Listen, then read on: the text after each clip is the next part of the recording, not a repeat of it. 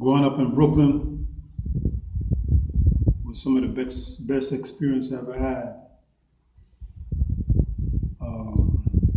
It taught me a lot about life. It taught me about myself.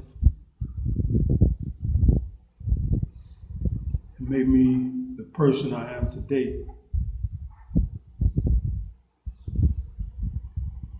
I believe in that your environment forges the person that you become. Brooklyn for me was a melting pot. It had a little bit of everybody.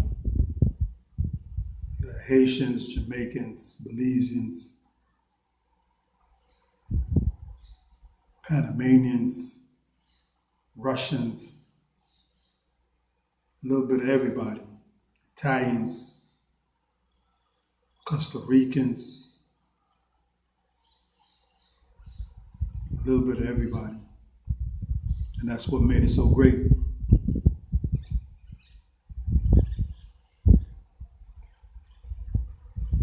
I grew up on tennis court. Big up Uzi Delroy. Big up the Dykes brothers. Ray Vaughn and Magnetic from the Embassy. Big up 18th Street crew. Big up 19th Street crew. Big up Capone, 31st Street. Big up yourself. Fly Tie Can Do. Big up yourself. Pam Peters. Much respect.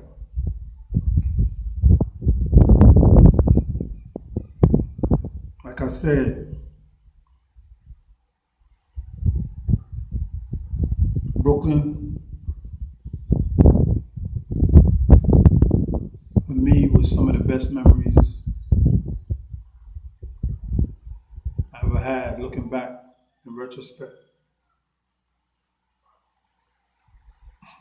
That Brooklyn mentality is something that you won't find anywhere else in the world. I guarantee you. Every Brooklynite that I know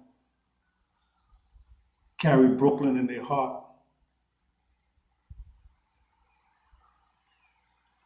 They carry Brooklyn in their heart.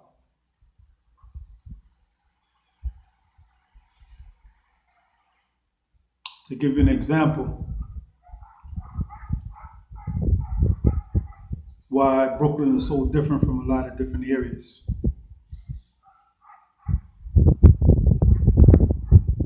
I remember coming home in the late 80s from a little stretch I did. As a matter of fact, on that stretch,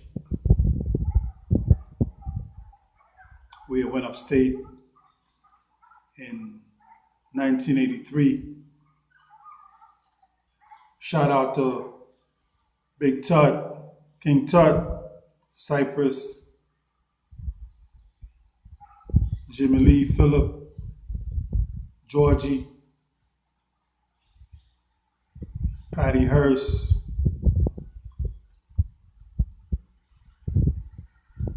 R.I.P. Homicide, Homo,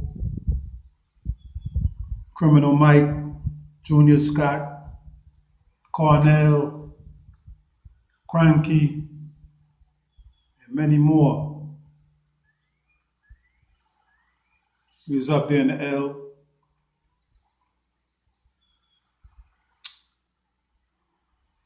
First time up north. But we made the best of it.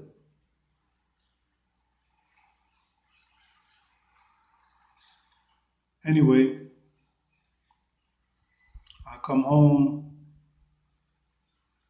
late 80s, and money was everywhere. The difference between Brooklyn, Queens, Manhattan, and the rest of the five boroughs is this.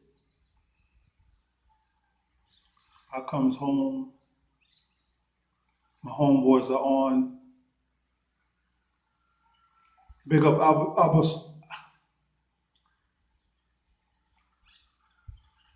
big up Albemarle crew.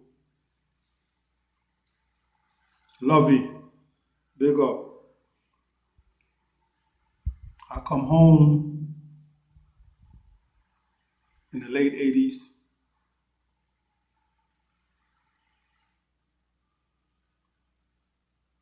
Broke, no gear, no nothing. And my homeboys is on. When I left, we was hitting cribs, doing a little this and that, get a little money here and there. Not really serious.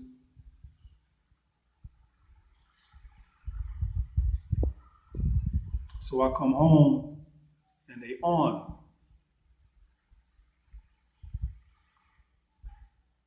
Now, they glad to see me and all that. We chilling, this and that. My homeboy takes me in the room, opens up a duffel bag, and say, pick two.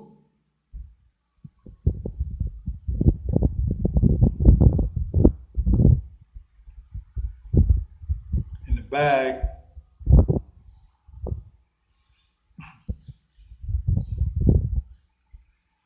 I pick a 45 and a 9.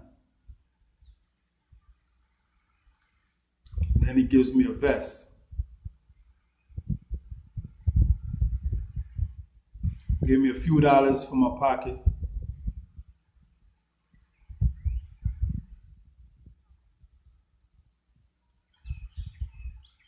Then we go out to eat. No, before that, we go up on the roof. So he tells me, yo, listen, I want to see if you still got it. So I said, pick a target. So he picks an antenna up on the roof. I pulls out.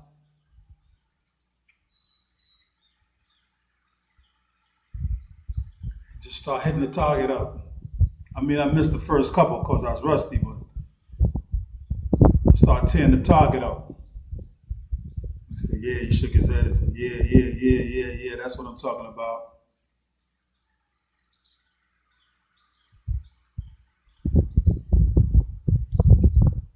At the time, I wasn't digging all this. I was just glad to be home and glad to see that my homies was doing good.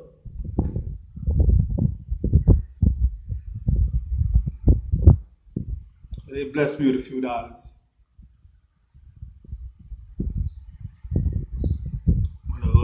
Went and shopped a little bit, for the most part, this and that.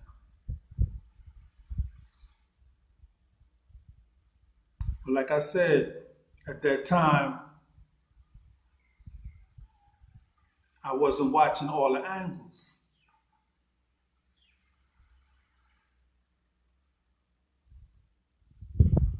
I wasn't watching all the angles.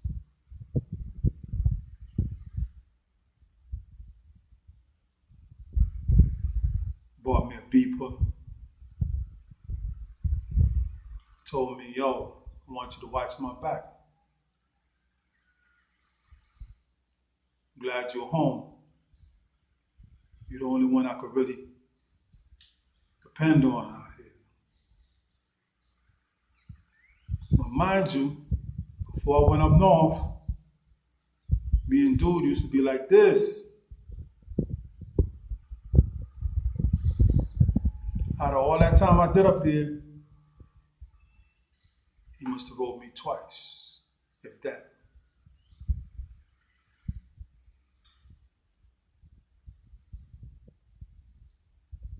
See, most dudes say keep it real, right? Everybody's in need of a good soldier. Everybody like soldiers around them.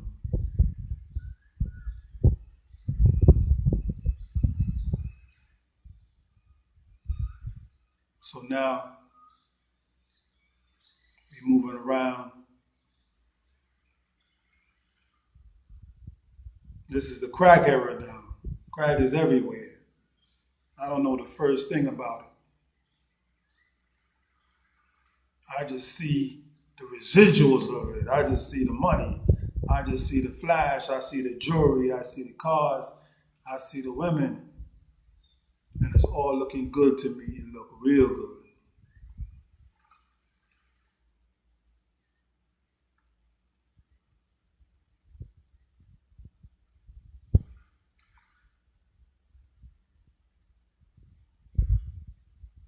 I had to maintain a job because I was on paper. So I had a little front job I had to go to.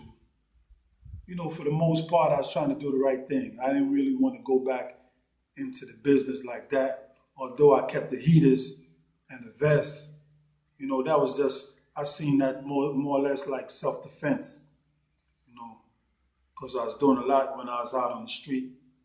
I had a lot of beef with a lot of dudes, so I didn't know who was on the street. I didn't know who would want to retaliate or what was on their mind or what dudes was thinking or whatever. I just wanted to be prepared. If they want to go to that level, they want to take it up. If they want to turn it up, take it up a notch or two, I'll be ready.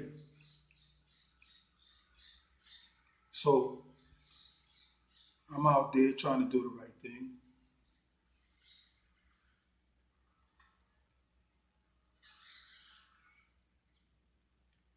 My homeboy comes around my job.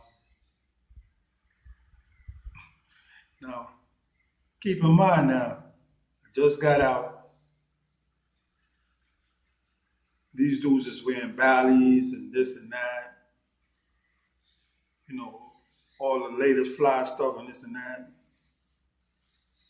You know, I got a little gears, but nothing compared to what they doing. What they doing? They got the mumps in the pocket, stacks. So I'm looking at them, and I'm like, yo, I'm getting paid like, what, one change a week?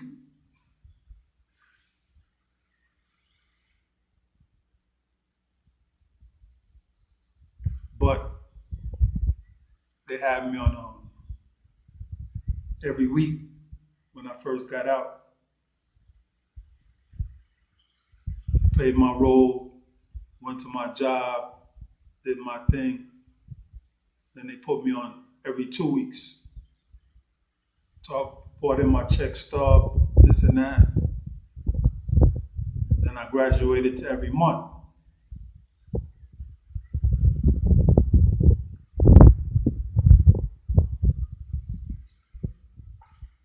So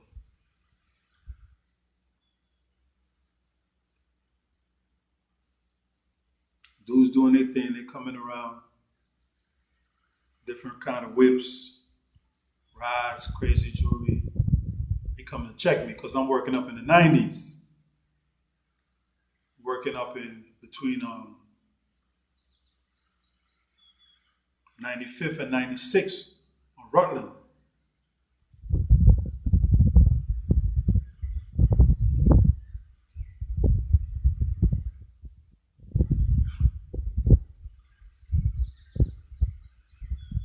These dudes keep coming through.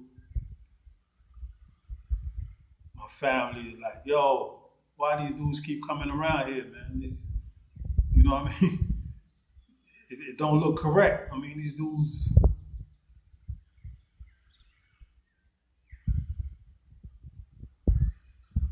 So I had to relay the message. Listen, man, y'all can't come around here, man. I mean, y'all can't, you know what I'm saying? Plus, them dudes across the street, I don't know if y'all got drama with them dudes, but them dudes be watching me like it's a problem or something. And I had some wild homies that like, yo, whatever, them dudes, they don't want nothing. Yeah, we done had some with a couple of them dudes, but them dudes ain't trying to say, they ain't trying to say nothing. They ain't trying to see nothing. They ain't trying to say nothing. They don't want nothing. They don't want no drama. I'm like, whatever, man, because I got to be here. You know what I mean? Let me know what's what.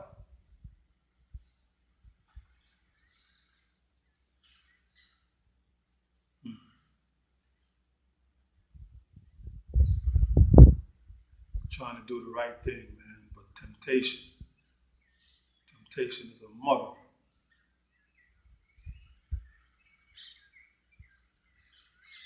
They say money is the root of all evil.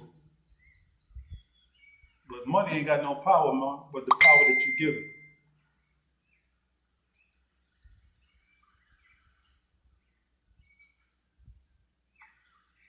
But money and the things that buy is seductive. It reels you in.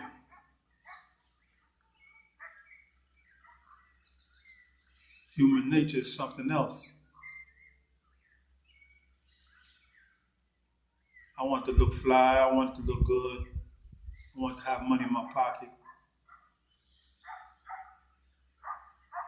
I want to drive something nice. You know. And it got to the point whereas you're not thinking about the consequences. Although I just came out,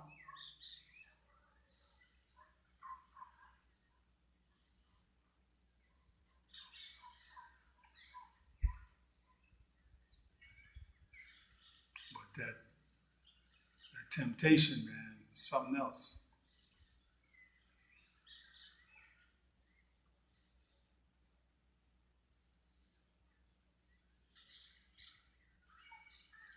So after a while,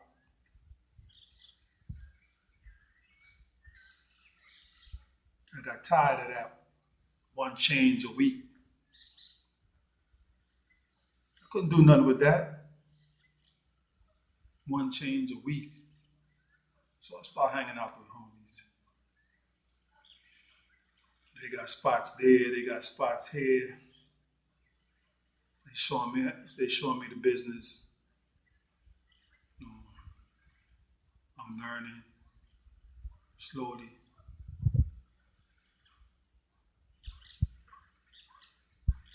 Go out to the club, man. I used to love going to love people. That's when you used to see who's who was making money and who was not.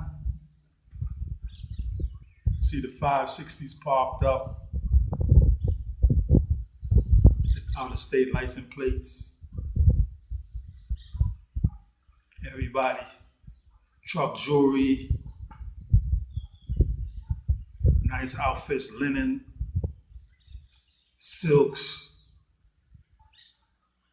You know what I mean? Everybody got their team with them. Everybody shining. Everybody looking good. Everybody doing good.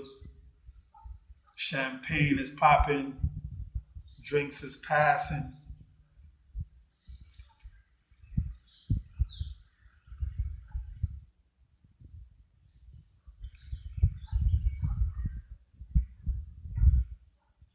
I was just sitting back and just drinking it in.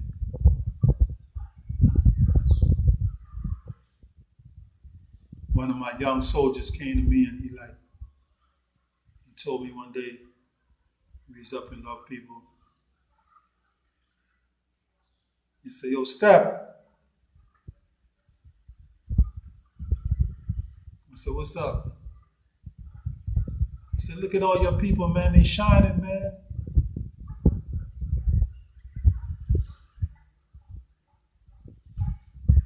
What's up with you? How come, you know what I'm saying? Where all your truck jewelry at? Where?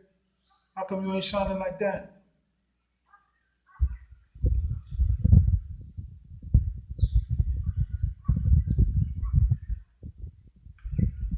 Like I said, sometimes when you're in the midst of something, you don't realize what's taking place around you. I was never a jealous person or a red-eyed person that look at somebody else stuff and want that. You know what I'm saying? I was happy for my homeboys doing good. You know what I mean? I was happy for them. It never crossed my mind that I'm supposed to have what they have.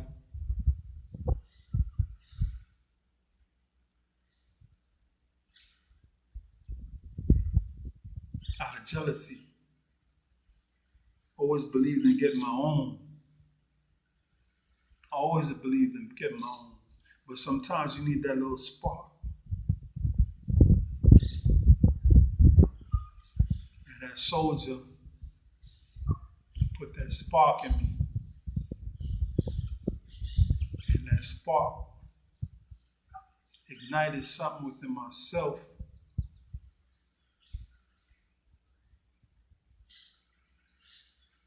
that gave me that push to want to go out there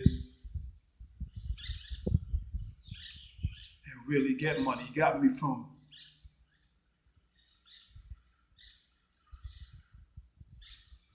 chilling that cruise mode, working, reporting, and doing the right thing to let's get this money mode.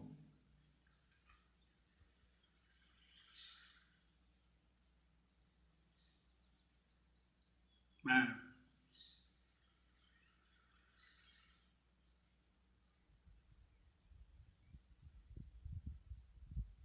Brooklyn. Brooklyn.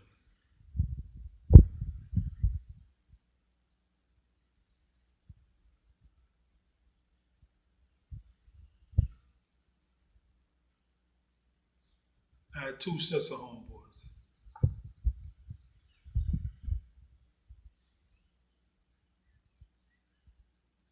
I had my foundation homeboys. Shout out to Glad.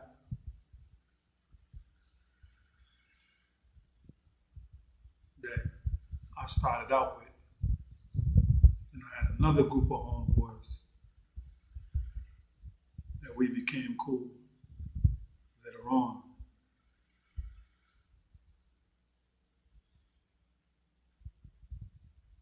I started running with my homeboy Glad.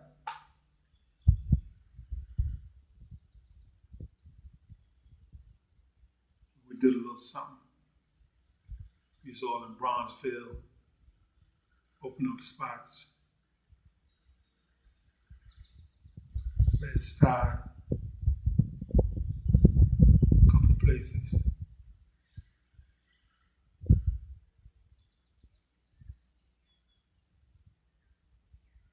But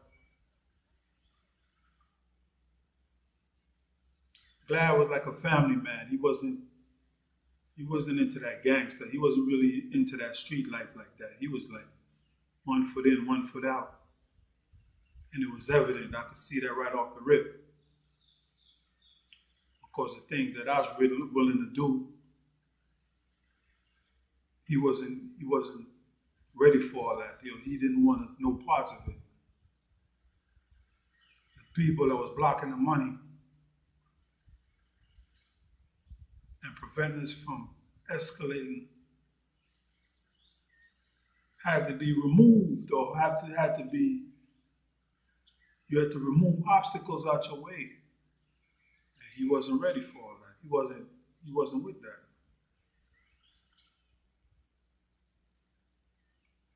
But I respected that.